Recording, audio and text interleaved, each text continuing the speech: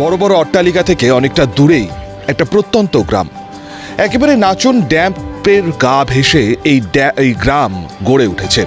এই গ্রাম ছিল একবারে কিন্তু অন্ধকারে, ছিল না আলো, ছিল না সেই সুযোগ সুবিধা। এই মুহূর্তে আমরা যে জায়গায় দাঁড়িয়ে রয়েছি সেটি দুর্গাপুর নগর নিগমের 1 নম্বর ওয়ার্ডের অন্তর্গত বংশীবেড়া গ্রাম। এবং এই বংশীবেড়া গ্রাম আদিবাসী অধ্যুষিত একটি গ্রাম, যেখানে আদিবাসী মানুষদের বসবাস।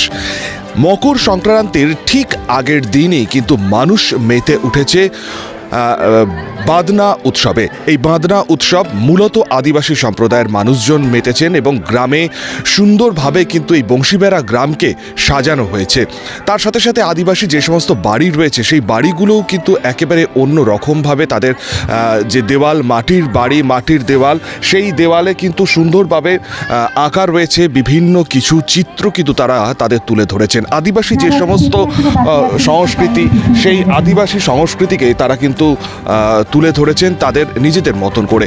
এবং এই বাদনা উৎসব 2022 সালে এই গ্রামটিকে 7 বন্ধু কিন্তু গ্রহণ করেন। তাদের একটাই লক্ষ্য ছিল গ্রামকে শহর দুর্গাপুরের সাথে সাথে কিন্তু একেবারে নিজেদের মতন করে তুলে ধরার জন্য। এবং সেখান থেকে কিন্তু 7 জন বন্ধু থেকে 14 জন হয়েছে এবং আগামী দিনে যাতে আরও বাড়ে সেটাই কিন্তু তাদের লক্ষ্য। মূলত এই গ্রামে যে সমস্ত শিশুরা রয়েছে তাদেরকে শিক্ষার আলোয় আলোকিত করার জন্য কিন্তু তাদের এই মূল লক্ষ্য।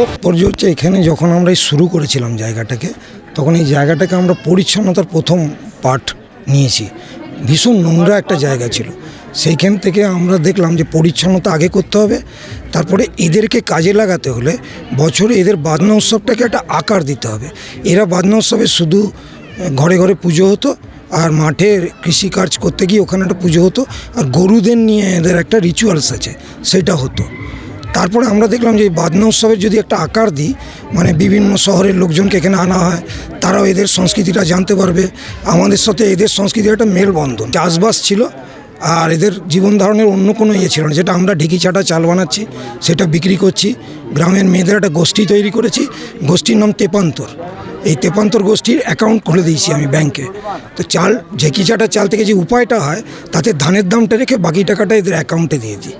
দেখুন, এটা একটা প্রান্তিক গ্রাম। আমি যখন বংশীবেড়ায় প্রথম এসে এই উদ্যোগটা নিই, তো গ্রামের যে সব থেকে যে বয়োজ্যেষ্ঠ, সে আমাকে বলেছিল যে আমাদের গ্রামটাকে দাদা দুর্গাপুরের কেউ চেনে না।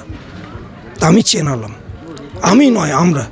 পাশাপাশি আমরা একটুখানি আপনাদেরকে দেখানোর চেষ্টা করব যে এখানে এই বাদনা উৎসবে বিভিন্ন কিছু রয়েছে। যেমন এই বাদনা উৎসবে আদিবাসী যে সমস্ত মহিলারা রয়েছেন তারা যেমন এখানে ঢেকি চাটা যে চাল রয়েছে সেই ঢেকি চাটা চাল কিন্তু তারা বিক্রি করছেন এবং ঢেকি চাটা চাল কিন্তু একদম অন্য রকম। আপনাদেরকে দেখাবো এই ঢেকি চাটা চাল, এই চাল কিন্তু প্রচুর মানুষ এই বাদনা উৎসবে আসছেন, আশেপাশের গ্রাম এবং শহর দুর্গাপুর থেকে মানুষজন আসছেন, তারা কিন্তু এই ঢেকি চাটা চাল কিনছেন।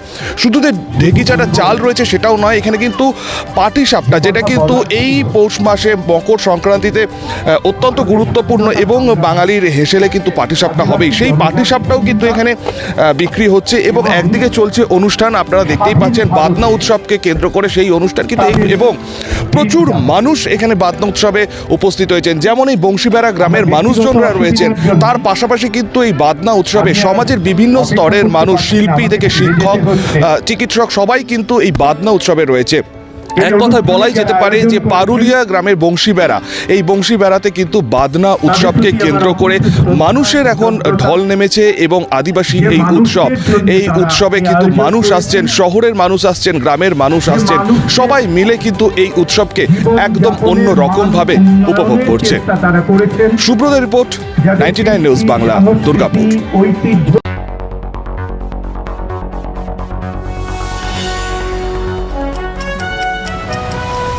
আপনারা দেখছেন 99 নিউজ বাংলা। বদলাবো আমরা।